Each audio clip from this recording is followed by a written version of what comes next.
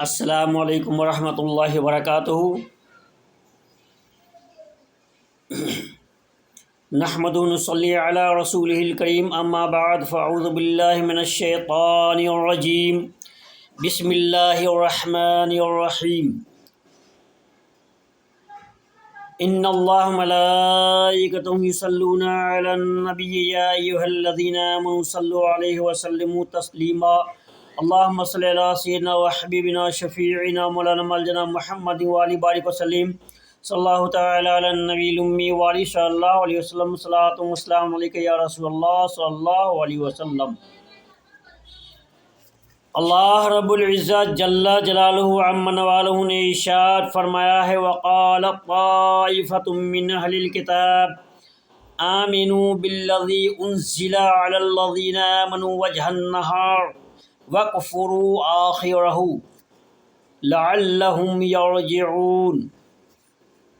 حضرات، یہ قرآن پاک کے تیسرے پارے کی آیت ہے اور سورہ آل عمران کی آیت ہے۔ اس کا ترجمہ سماعت فرمائے۔ اللہ رب العزت جل جلالہ و عم نوالہ نے ارشاد فرمایا ہے،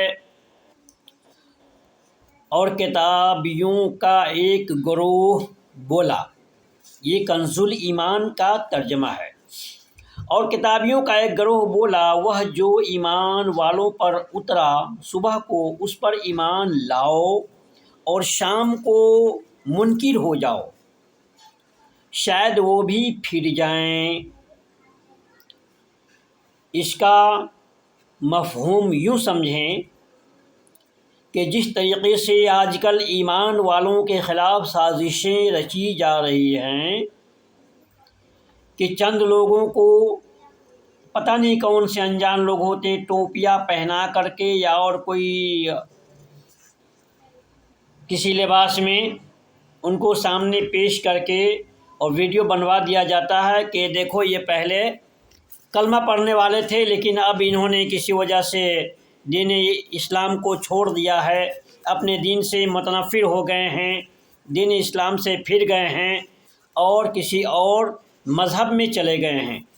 تو یہ سازشیں اور اس قسم کی جو حرکت ہے، یہ یہودی عیسائی کفار و مشرکین کی کوئی نئی حرکت نہیں ہے، بلکہ یہ سازش اور اس قسم کی حرکت پہلے بھی ہوتی آ رہی ہیں، اور حضور صلی اللہ علیہ وسلم کے دور میں بھی اس قسم کی سازش رچی گئی ہے کہ جس کو قرآن پاک نے اپنے انداز میں کہا کہ اور کتابیوں کا ایک گروہ بولا۔ کتابیوں میں سے مراد یہاں یہود ہے۔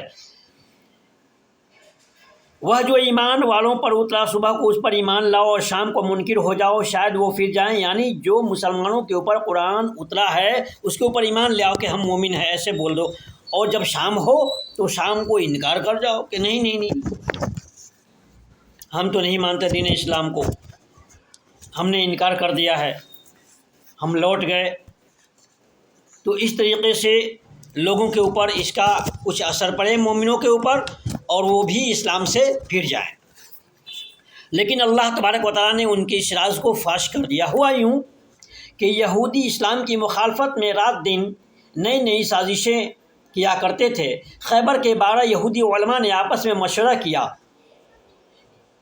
اور یہ سازش تیار کی کہ ان کی ایک جماعت صبح کے وقت اسلام لے آئے اور شام کو مرتد ہو جائے، اور لوگوں سے یہ کہے کہ ہم نے اپنی کتابوں میں جو دیکھا تو ثابت ہوا کہ محمد صلی اللہ علیہ وسلم اللہ تعالیٰ کے وہ نبی نہیں ہیں جن کی ہماری کتابوں میں خبر دی گئی ہے، یا ہماری کتابوں میں تذکرہ ہے جن کا، یہ وہ نبی نہیں ہیں، تاکہ ان کی اس حرکت سے مسلمانوں کو اپنے دین میں شبہ پیدا ہو جائے اور یہ اپنے دین سے پھر جائیں۔ لیکن اللہ تعالیٰ نے یہ آیت نازل فرما کر ان کا یہ راز فاش کر دیا اور ان کا یہ مکر نہ چل سکا، اور مسلمان پہلے سے خبردار ہو گئے۔ یعنی اللہ تعالیٰ نے مسلمانوں کو یہ آیت نازل فرما کر پہلے سے خبردار کر دیا کہ ایسی یہ سازشیں کرتے ہیں یا کرنے والے ہیں۔ اللہ تبارک و تعالیٰ اپنے محبوب صلی اللہ علیہ وسلم کے صدقہ فعل ہمارے اور آپ کے سبھی بھائیوں کی جان و مال، عزت و آبرو کی، آل و اولاد کی حفاظت فرمائے اور ہر طرح کی سازش سے ہمیں بچائے اور ہمارے ایمان کو اور مضبوط کر دے، کیونکہ آج کل بھی سازشیں رچی جا رہی ہے۔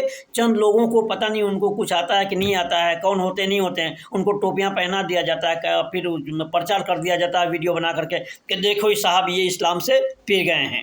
اسی طریقے سے بعض جاہل حضرات کو یا تو پیسے دے کر کے یا اور کسی طریقے سے بہلا پھسلا کر کے ان کو جو ہے نا کچھ پکڑا دیا جاتا ہے کندھے پہ کہ دیکھو صاحب باہر لے جا رہے ہیں اور یہ صاحب دین اسلام سے پھر گئے ہیں وغیرہ وغیرہ۔ تو منافقین اور سازشیں رچنے والے کچھ تو اپنے کرسی کے لیے، اپنے رتبے کے لیے اور کچھ پیسوں کے لیے ہر دور میں بکے ہیں اور آج بھی بک رہے ہیں۔ ایمان فروش ہر دور میں موجود رہے ہیں اور آج بھی موجود ہیں۔ اللہ تبارک و تعالیٰ ایمان فروشوں سے ہماری اور آپ کی سبھی مومن بھائیوں کی حفاظت فرمائے اور دین، ایمان، اسلام پہ استقامت نصیب فرمائے۔ وآخر دعوانا الحمدللہ رب العالمین۔ السلام علیکم ورحمۃ اللہ وبرکاتہ۔